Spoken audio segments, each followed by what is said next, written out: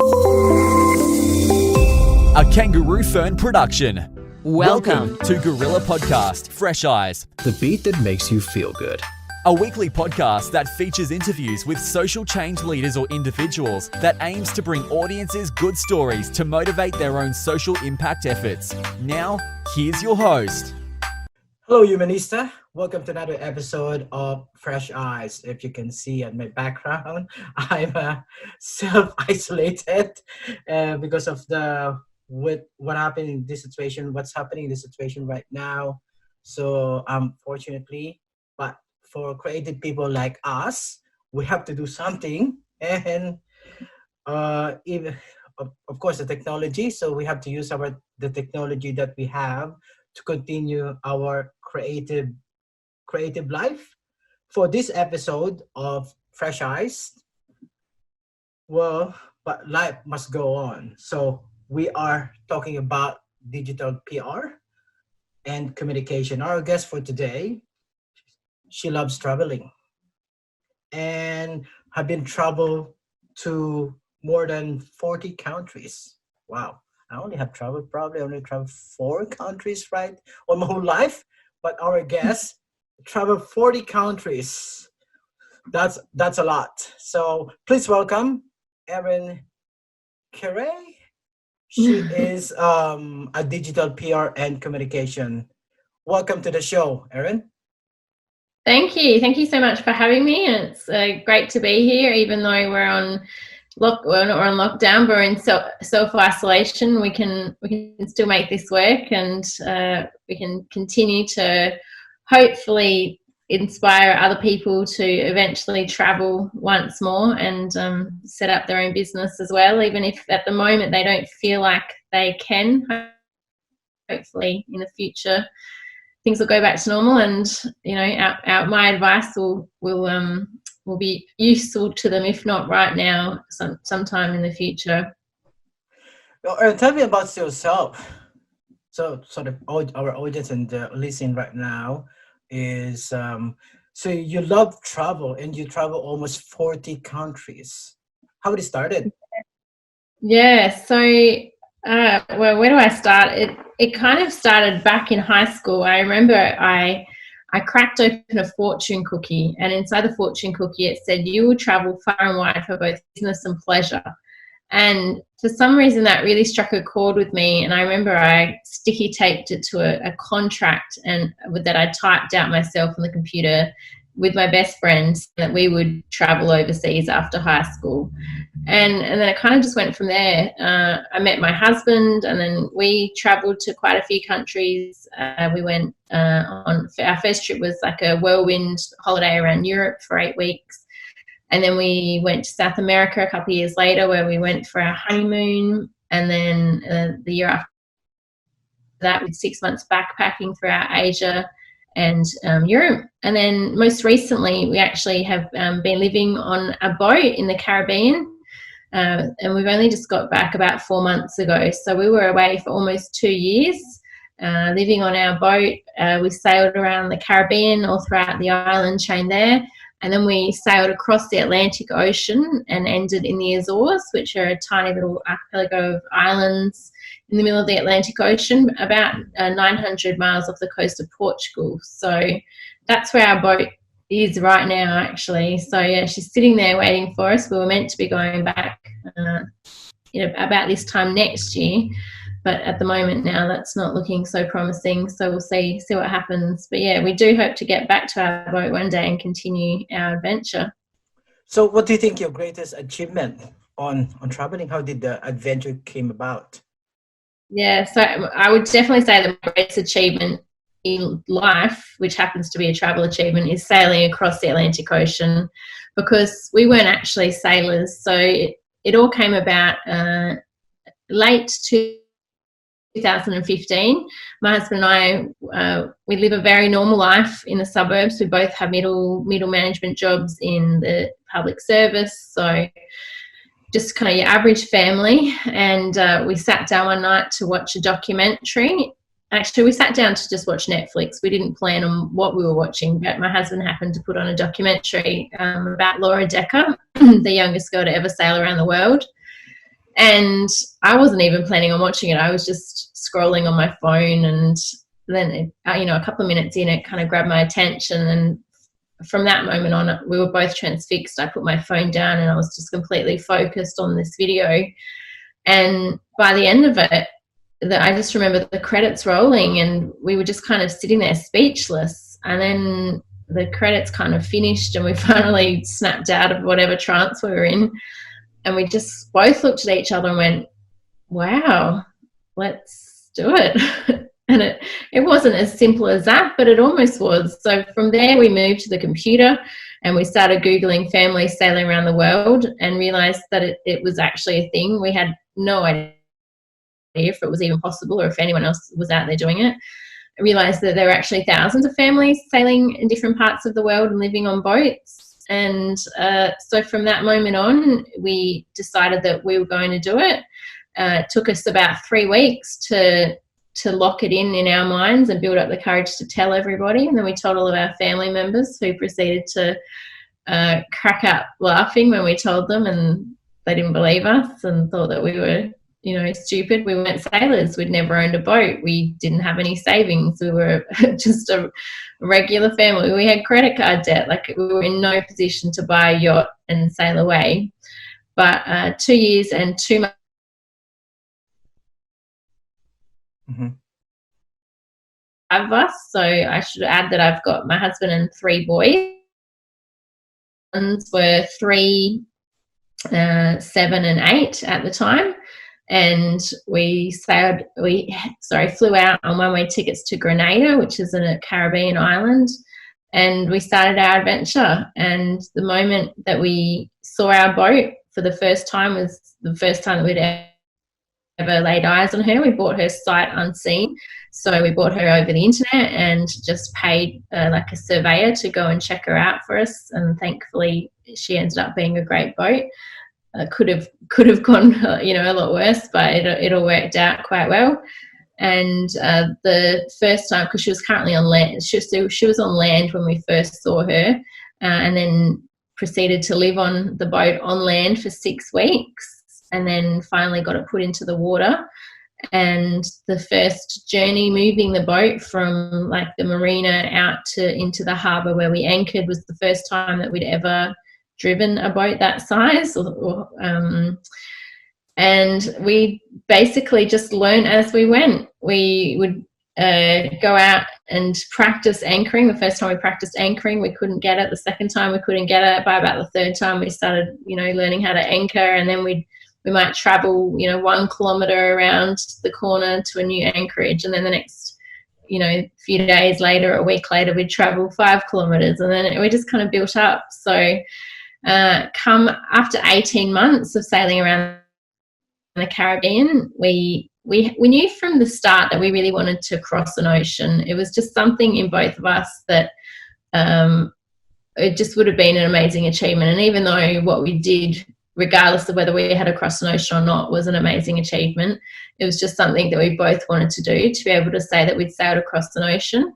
And we had bought a boat with that in mind. So we bought an older boat that wasn't, because a lot of the modern boats are more open plan, spacious, luxurious, but they're not as strong and tough. So we'd bought this big old tank of a boat that wasn't as spacious inside, and had lots of dark wood. And so the newer boats are white and very lovely and modern. But we bought this old boat because we wanted to cross an ocean. So I think that was in the back of our mind that we'd been living on this kind of darker boat for 18 months. We need to cross an ocean because we bought this for the reason.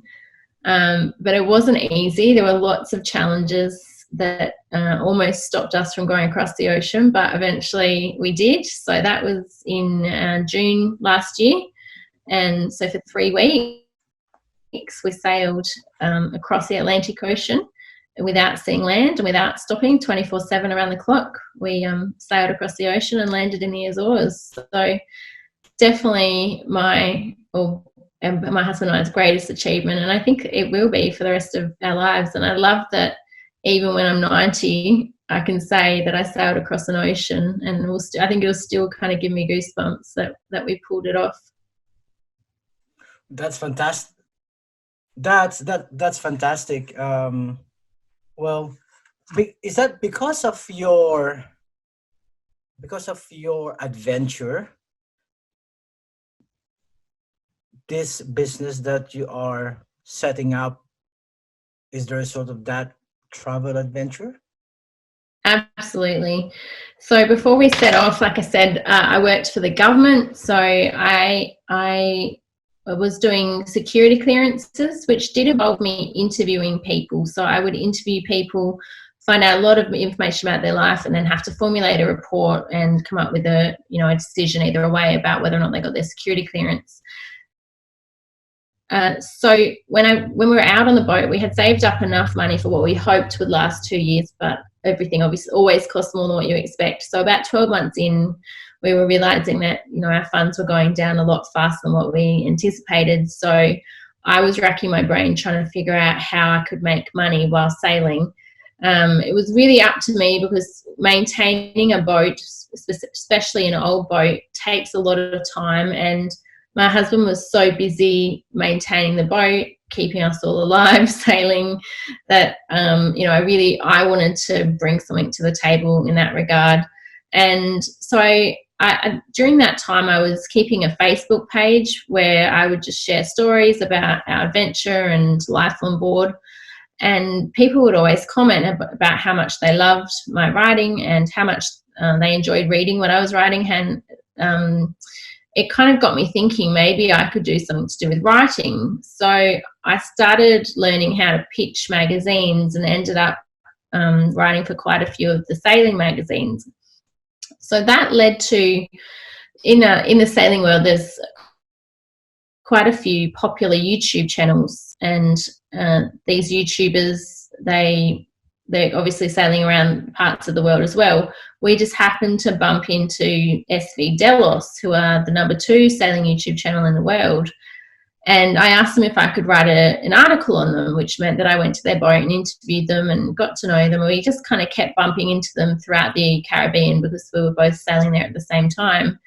And through writing that article about them, they kind of reached out to me and said, would you like to do some PR for us?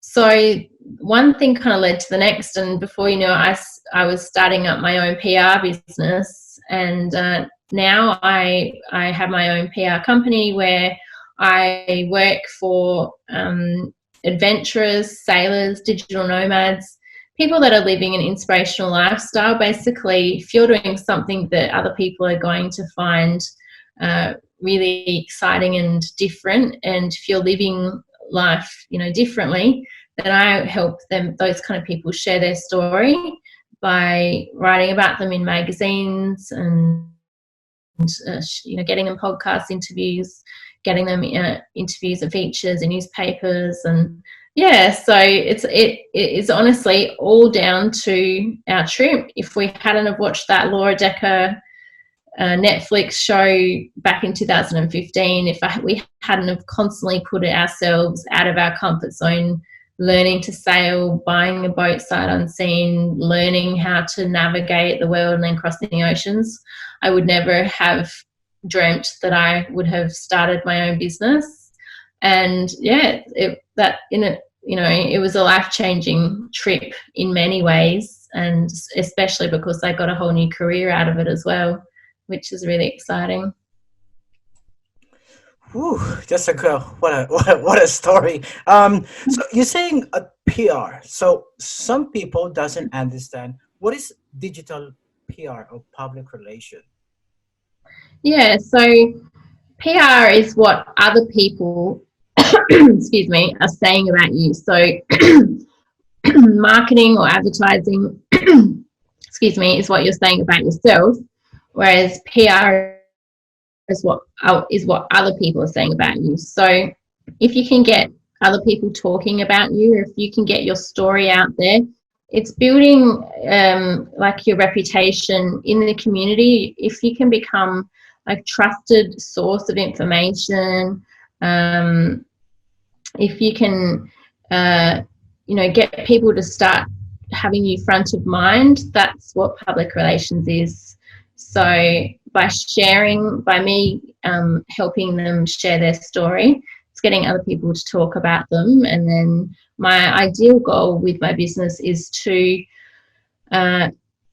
increase their followers, which will in turn increase revenue, and then also save them time. So my clients are traveling the world, often living on a boat, and it's hard enough living on a boat and maintaining a boat. Like in the YouTuber's case, filming, editing, and all those things are a full-time job. So if I can then take the PR off their hands, then I'm saving them time where they can concentrate on doing the things that they love and that they're good at, and we're really growing their audience and helping their revenue so that they can continue to do what they love, which is traveling the world. All right. So you're saying some of your client is a creator, a YouTube creator, a content creator. So so what are your help and tips for people who is going to wanted to create their own channel, their own content for YouTube or other social media? So what is your tips for them if they want to start it? So just for me, for example, for me, I've been doing YouTube since 2008, but I'm not a lot of follower because I'm busy doing some content. I have no time to do the public relation or whatever. What is your help and tips to them? Well, you can hack your own PR, so to say. You can do your own PR. It's not impossible to do your own PR. It just takes time, and public relations is all about building relationships. So the reason that PR agencies are successful in what they do is because they've built contacts with people, and that's why you kind of tend to have a niche. So my niche is obviously the adventure, travel, sailing field. So I've built up quite a few contacts in that niche, which then enables me to reach out to those people and, say, hey, I've got a client who is a yacht charter who can speak about kite surfing in the Caribbean. And so then I'll arrange for them to do a podcast interview with that person.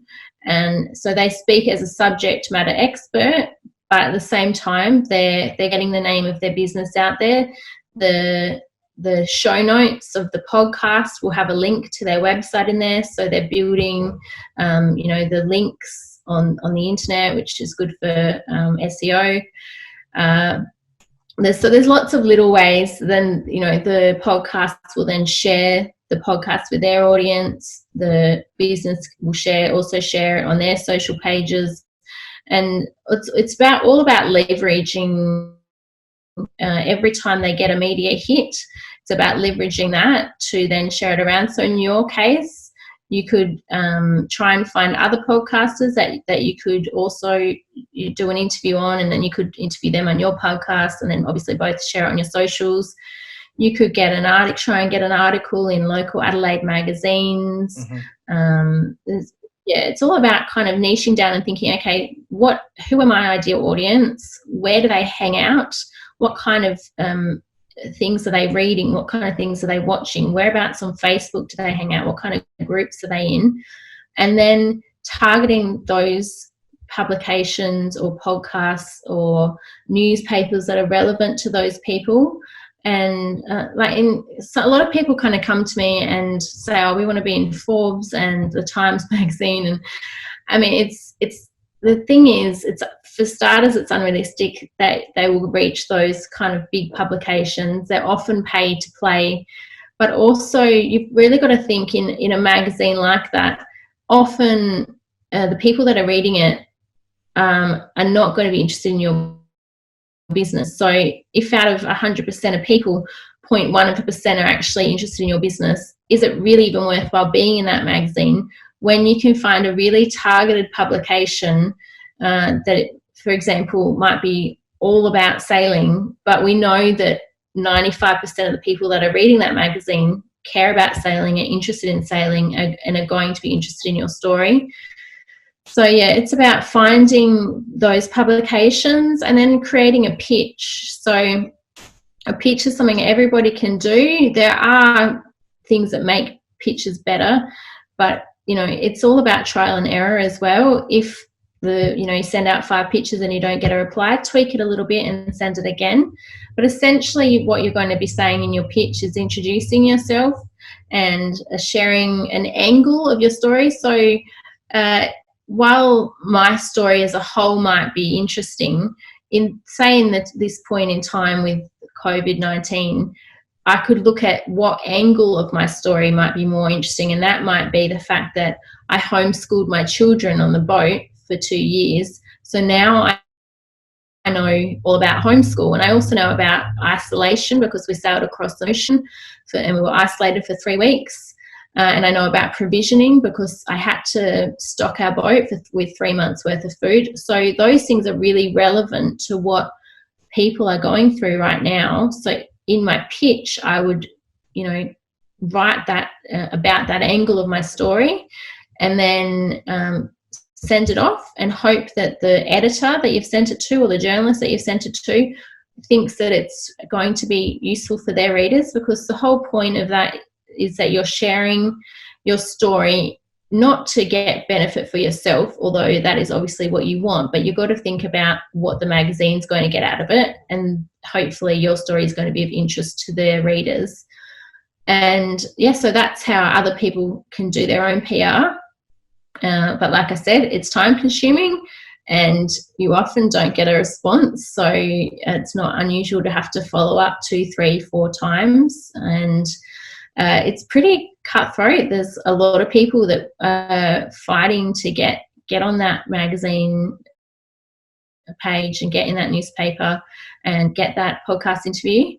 But it can definitely be done. But it also, if anyone wants some help or advice, then there are plenty of PR professionals out there that can help either in a small way. Yeah, there's all different kind of size of packages, or you can get the whole service. But yeah, so I could keep going on about it, but basically, yeah, it's just about sharing your story and trying to find the right people who want to listen to it. So you're saying on your tips is that you have to have your own niche, which means there's only one topic, not scatter.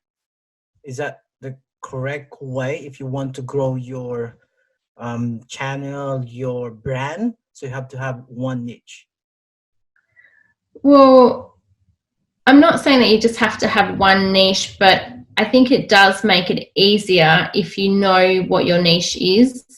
But your niche might be the fact that you don't have a niche. I don't know a lot about what your podcast is about, to be honest. So I'm not sure if you interview all different kinds of people from Adelaide, and that in itself is the interesting part of what you do.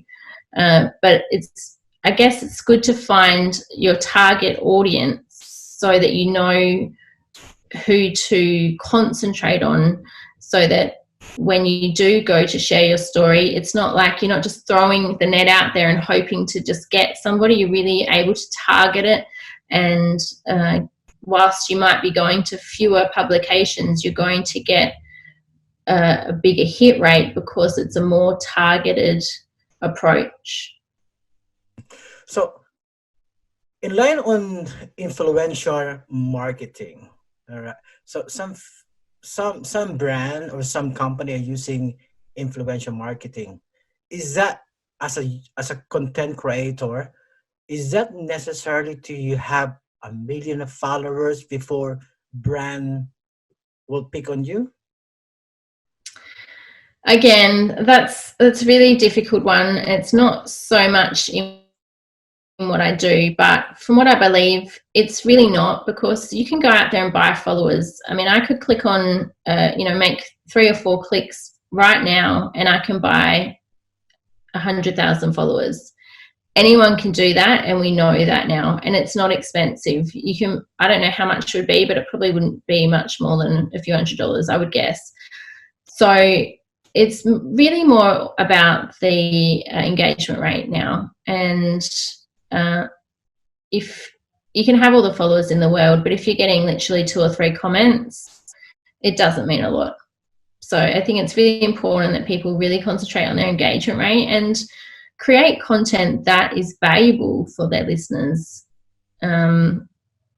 Make content that adds value to their life and that is meaningful. And especially in these times now, if you had interviewed me a month ago, it would have been a different answer. But with the coronavirus and, you know, the way everyone's feeling right now, really it's important for creators to be mindful of what they're putting out and to put out things that are sensitive. Another good tip that I have is that it's a great time to do good. So if you can do something good in this time, it's quite likely that your business will do well. So it's a good kind of mantra to live by. Do good to do well, but at the same time, don't do good just to build followers. People will be able to see right through that. If you do something good, or if you can tie yourself to somebody who's doing something good at the moment, if you can collaborate with somebody who's doing something really good and you have a genuine want to help people at this point in time, then you will do well and people will remember that. So as much as it's a scary time in the world and it might seem like now is not the time to get into PR, it is almost the best time to concentrate on putting your name out there, on doing good things that people are going to remember, because this will end and you can either kind of stop all of your PR and marketing and be forgotten, or you can really thrive during this time, remembered for doing something memorable. And it doesn't, you know, it's not all about not everyone can save the world and not everyone's in that position to do something huge, but even if it's keeping people's spirits up, if it's doing something that's funny, if it's, you know, people are going to need content during this time, but I think times are changing and the people are going to have to change it up a little bit and just find out what's working and be really sensitive to the situation. And maybe it's not all about, you know, the individual anymore. We see so much about people that are so self-centered and it's all about them. Maybe it's time that, you know, things are going to change and it might be more about community and you know, building relationships and how we can help other people going forward. So on my next question, in relation to what you said, what do you think is the role of digital PR in current situation right now, like the COVID-19, the coronavirus? What is the important role you think? Yeah, so I think it's a similar kind of answer. It's to keep you front of mind without being tone deaf. So if people are creating at the moment, take a look at your monthly schedule. If you've got, you know, quite a few of us plan things a month or two in advance, take a look at your future posts. If you're in amongst all of the COVID-19, you know, millions of people dying, and then we see something where you're trying to sell something, it's going to come off really tone deaf. So stop with your scheduling. Post things for now, day by day, and really judge how things are going in the world, and stop with the hard sell. Hard sells don't really work to start with, like during this time, and think of ways that you can help people get through these times. That's correct. So more sensible on during this situation. That's right. Yeah. On the side of the PR, why do you think PR is better than advertising? Some people say advertising is better, but some people say PR is better than advertising. What is your opinion about this? Well, I can go and put an ad in tomorrow's newspaper and say that I'm the best PR agency in Adelaide.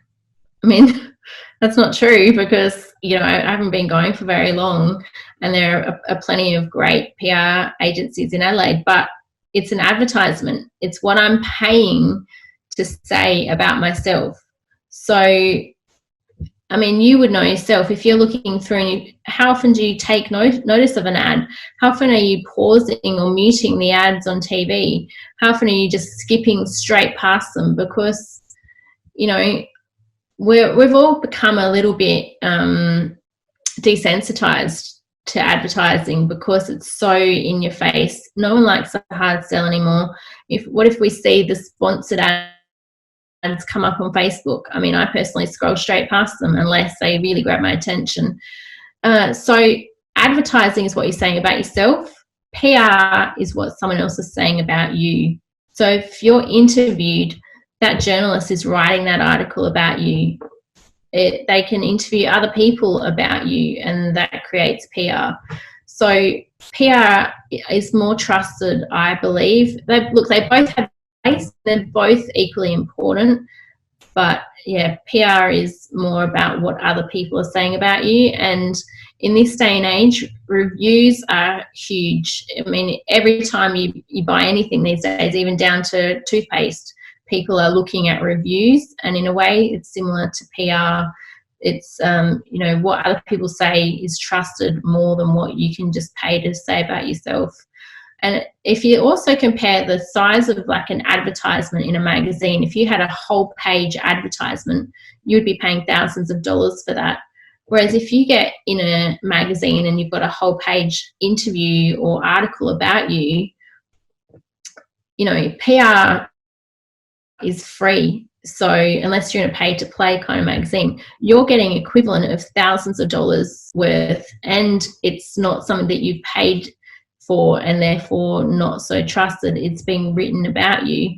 So PR is, it's something that everyone can try and do for themselves. Obviously, if you go through an agency, you're probably going to have better luck. But like I said, they've both got their place, but PR, I believe, is a little bit more trusted. Thank you for that explanation. So we don't have time right now. So what is your message to the small business content creator during this difficult time? Yeah, so my message is to keep going. It might seem hopeless. Keep creating your content. Keep putting it out there. Be the sunshine in the darkness. I mean, a lot of the people I work with are really inspirational people. Keep doing what you're doing because we're going to need you. We're going to need, you know, you've become an inspiration for a reason. And right now you might not feel like creating, or you might not feel like you're being helpful. But I believe that, you know, down the track you will be.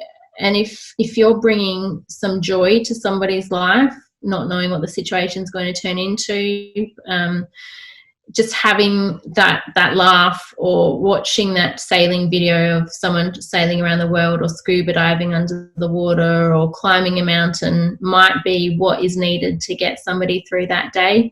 So my advice is to keep going, change your message up on social media, be more sensitive, do something helpful that is going to help others.